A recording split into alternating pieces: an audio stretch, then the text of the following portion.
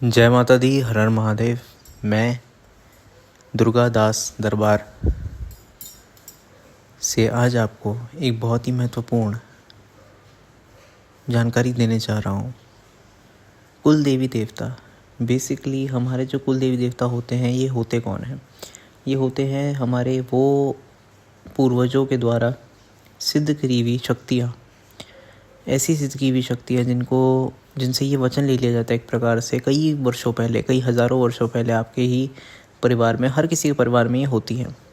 आपके परिवार में ही किसी न किसी व्यक्ति ने, किसी न किसी सिद्ध ने, किसी न किसी साधक ने, तपस्वी ने इन शक्तियों से एक प्रकार से वचन ले लिया होता है कि आपने हमारे कुल की रक्षा करनी है, आपने हमारे बच्चों की, हमारे कुल की रक्षा करनी है। तो जब से आपका कुल चला आ रहा है, तब से आपकी देवी, आपके साथ देवी और देवता चलते आ रहे हैं। अब होते ये सबके हैं, कईयों को पता होता है, कईयों को नहीं पता होता। ये पीढ़ी दर पीढ़ी आगे इन्फॉर्मेशन पास होती है। अब कुछ लोग कहते हैं हमें अपनी कुल देवी देवता नहीं पता। पहली बात तो, जो कुल देवी देवता होते हैं, इनका रोल क्या होता है? बेसिकली आपके घर के गार्ड होते हैं, ठीक है। इनका स्थान होता है आपके दरवाजे के ऊपर। घर में आने वाली किसी भी रोग, शोक, कष्ट, बीमारी आदि, किसी भी नकारात्मक ऊर्जा, ऐसी चीज़ों को आने से ये रोकती हैं। एक तरह से ऐसे समझ लीजिए, यदि आपके साथ कोई बाहरी शक्ति चलती भी आ रही है, आपके घर में कोई गार्ड ही नहीं है, कोई रोकने वाली चीज़ ही नहीं है, तो वो आपके साथ साथ आपके घर में आ जाएगी और तांडव मचाएगी, आपके घर में उत्पात मचाएगी, आपको परेशान करेगी, समस्या लाएगी। जो समस्या आपकी ज़िंदगी में लिखी नहीं थी, मतलब जैसे कि आपके जन्म पत्रिका में, कुंडली में सब कुछ ठीक है, बट फिर भी आप परेशान हैं। कई बार ऐसा होता है।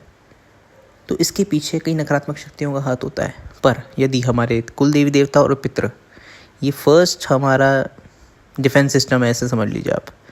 जैसे भारत का भी डिफेंस सिस्टम हमने देखा कि बाहर से मिसाइलें आ रही हैं, हमारा डिफेंस सिस्टम उनको संभाल रहा है। उसी प्रकार हमारे कुल देवी देवता, हमारे पितृ, हमारे घर की रक्षा करते हैं, हमारे घर को बचाते हैं। अब कुछ लोग कहते हैं कि हमारे घर में हमें नहीं पता हमारे कुल देवी देवता कौन है या किन को हम पूजा करते थे, हमारे ये इन्फॉर्मेशन ख़त्म हो चुकी है, खो चुकी है। तो उस केस में मेरे गुरु महाराज ने एक मुझे तरीका बताया था जो काफ़ी कारगर है, काम करता है, 100% काम करता है। वो तरीका ये है कि किसी भी शुभ दिन पे, होली, दिवाली, दशहरा, इस प्रकार के किसी शुभ दिन पे 2 सुपारी लेके आनी है आपको। उसे पंचामृत से स्नान करवाना है। 2 सुपारी ले, उसे पंचामृत से स्नान करवाएं। पंचामृत अर्थात दूध, दही, घी, शहद, शक्कर, इन सबको मिला के पंचामृत बनता है। उससे आपने उन दोनों सुपारियों को स्नान करवाया और मौली, जो कलावा होता है, उसको सुपारियों पे लपेट दिया एज अ वस्त्र, कि आपने वस्त्र पहना दिए। उसके बाद आपने पंचोपचार पूजा भी करनी है और आपने प्रार्थना करनी है। प्रार्थना ये करनी है कि हे मेरे कुल देवी देवता, आप जहाँ भी हैं, जो भी हैं, हमें क्षमा करें, हम आपके बारे में भूल चुके हैं, हम आपको नहीं जानते आप कौन हैं।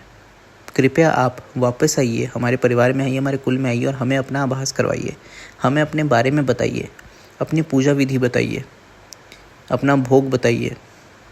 इस प्रकार से आप एक अच्छी सी प्रार्थना कीजिए, अपने कुल देवी देवता से रिक्वेस्ट कीजिए, उनसे प्रार्थना कीजिए, उनसे अरदास कीजिए कि आप वापस आएँ और आप ये आके कहें कि हम इन सुपारियों को आपका स्वरूप मान के इनकी पूजा कर रहे हैं, इस पूजा को स्वीकारें। आप बात मानिए, आप उस दिन से पहले दिन आप पंचोपचार पूजा करें उन सुपारियों की। पंचोपचार पूजा में होता है धूप, गंध, पुष्प, धूप, दीप, नैवेद्य, ये 5 चीज़ें। गंध मतलब हुआ आपका तिलक, तिलक लगाएं। पुष्प, फूल चढ़ाएं। धूप, दीप दिखाएं। नैवेद्य मतलब प्रसाद चढ़ाएं।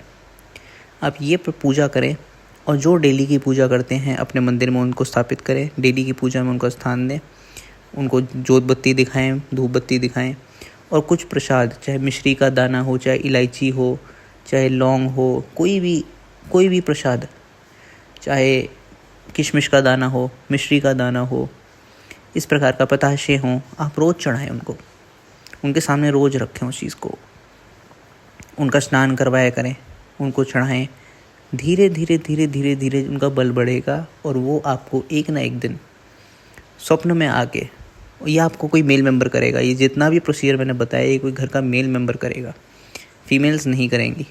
प्रसाद फीमेल चढ़ा सकती हैं डेली में, बट जो स्थापना होगी वो मेल मेंबर करेगा।